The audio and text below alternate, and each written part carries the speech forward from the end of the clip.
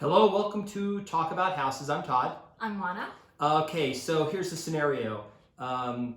It's the last mortgage payment that you have to make. You write the check, you send it into the bank. What happens? Well, so what happens is you may not have paid off your mortgage just yet, because that's kind of what happens with people, is they don't realize that there's actually a payoff because of the way mortgage interest is calculated. It's paid in arrears, so it's a little more than that. So if you're going to be paying off your house, what you need to do is contact your lender and ask them for a payoff. They will give you a payoff amount, and they will say this payoff amount is good until. And so you have to pay that amount by that date, and then that will pay off your house. Now, several things will happen. The first thing that will happen is it'll be a little bit anticlimactic, because you think that you're going to see fireworks and have confetti drop out of the ceiling. It won't. Nope. But some cool things are going to happen. Probably somewhere within 90 days, you will get this small check, usually somewhere between $300 and $600 from your mortgage company, which is your impound account. Yep. That is the money that they were holding to pay things like property taxes, homeowners insurance for you, and that sort of thing. But going forward, you have to remember that now it is your responsibility to pay your property taxes. It is your responsibility to pay your homeowners insurance all by yourself, which is fine. It's perfect. It's great. The next thing that happens is the following month comes along, and you notice that you don't have a payment to make, and that money is starting to accumulate in your bank account. This is awesome. This is the American dream. This is what we all dream of, having a paid off home. Congratulations. Now it starts to get a little more real. I had somebody tell me that when you pay off your house, you have to go outside in your lawn, walk around barefoot, because it'll feel different. I don't know if it feels any different, but I can tell you that the following month, when you don't make a mortgage payment and that money's still sitting in your bank account, that feels good. Rental house. Yes. So then the next thing that happens is start accumulating that money. Start saving that money so you can do something meaningful with it for yourself, like accumulating money for a down payment for a rental house, and start the process all over again. It's really interesting. They say that millionaires pay off their homes in about 10 years, and that people who look to pay off their mortgage early pay it off anywhere between 7 and 15 years. Whatever your plan is, I can't encourage you enough to pay off your home. I know interest rates are super low right now, and I fully acknowledge that, and I think it's a great time to borrow money for a mortgage. But that does not by any means touch the fact that having your primary residence paid off is a wonderful thing for you personally. It gives you freedom. Look, if you hate your job, guess what? You don't have to do that job anymore. Now you have freedom to maybe do a job that pays less. You're happier because you don't have a mortgage payment. You just have so much more freedom in your life, and you don't have that that burden of that massive mortgage payment on you. So I greatly encourage you to pay off your mortgage.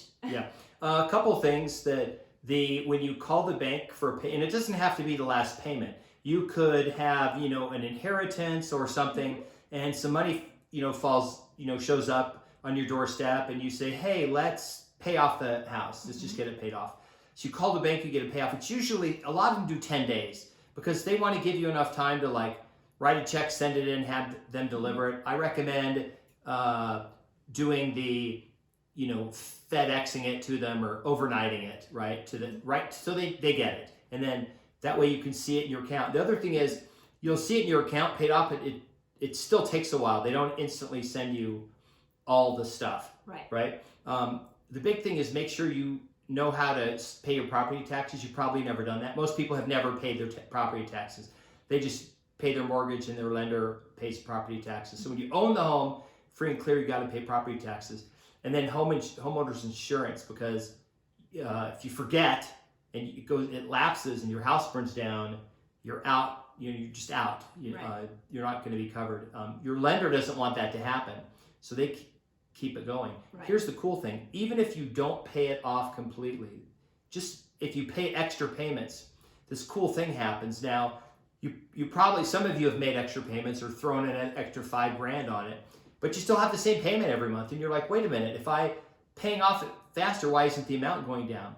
Well, it's not going to change. The amount is the amount. But what happens is when the bank takes that amount and it applies it to your balance, it's actually reducing your balance more because there's less interest to be paid because your interest is recalculated every month. So every month, your the amount of interest you pay declines and the amount of principal you pay increases. So you accelerate that. That's why some of those people, the financial planners that say, hey, make 2 payments a year and you'll pay off your house in 21 years or whatever. That's why.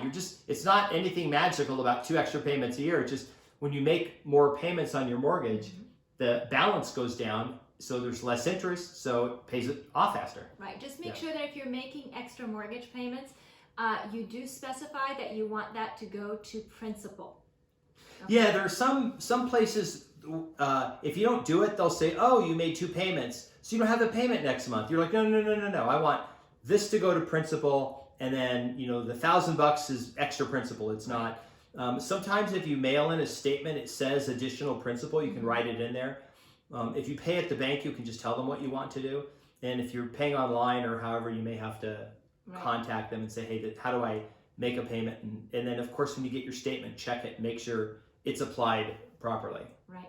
And then remember, when you pay off your house and you get that check from your impound account somewhere between 60 and 90 days after you've paid off your house, that's also your cue to check with your county recorder to make sure that the house has been that the reconveyance has taken place and the house is solely in your name and it no longer shows the lender as a lien holder on that house. Yeah, so you may notice when you look in the tax record, you say, well, my name is already, I am the owner, but what you don't see is that there's a lien holder. Right. So the lien holder has to remove that lien because sometimes they forget. And if they forget to remove the lien, when you go to sell it, they're going to be like, oh, there's a lien on the house. There's a bank lien or whatever. So, and they'll actually mail you like an official thing that like the lien that's recorded, like the piece of paper that's held, you'll get that in the mail. It's just your release of lien. You probably have seen it with a vehicle or something, like when you pay off your car, they mail you the lien release. It's super important that you take care of that because particularly if you have a loan with not a really big lender, if that lender is purchased by another institution or if they are no longer in business, when you go to sell your property, then it becomes very difficult to secure that release of lien when you go to sell the property. So please make sure that the lien has been removed from your property once you pay off your house. If you do pay off your house, congratulations. You'll join the group of people who are actual homeowners without paying a mortgage, and it's a great feeling. It's the best feeling in the world. It gives you a sense of security. There's nothing bad about owning the house. Right. Yeah. Thanks for making it to the end of the video. Please subscribe, and we'll see you on another video. Thanks.